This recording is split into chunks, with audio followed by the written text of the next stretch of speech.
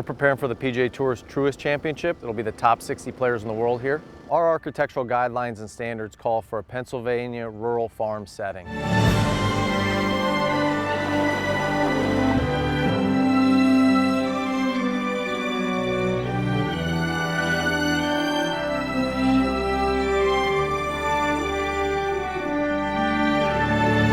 Each morning, sun comes up, fog on the water, bald eagles flying overhead.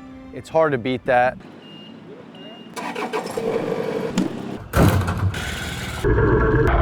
Place our pin in for the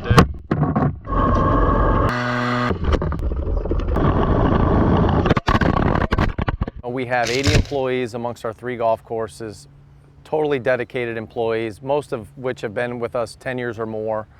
They love and they have a deep affinity for the property. But there's definitely a grind that comes with that, a daily grind of, like you say, early mornings, late nights, 100-degree days, days in the single digits.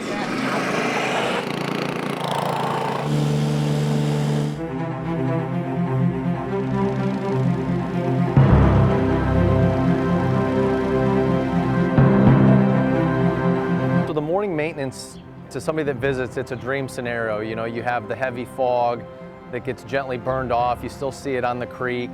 Like you said, fog on the breath of the employees as they're working. We're looking at the microscopic details of what needs to constantly be improved with the golf course as we lead into the championships. Yesterday's was right about where we want to be.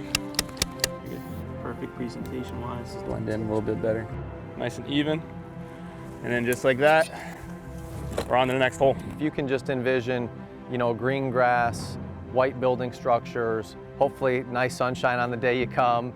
And it's one that we really want you to experience that. And that's what we want from a beauty and aesthetic standpoint, but also these players are playing for a lot of money. There's a lot at stake. We feel good about where we're at. We know the tour has a lot of faith in what we do.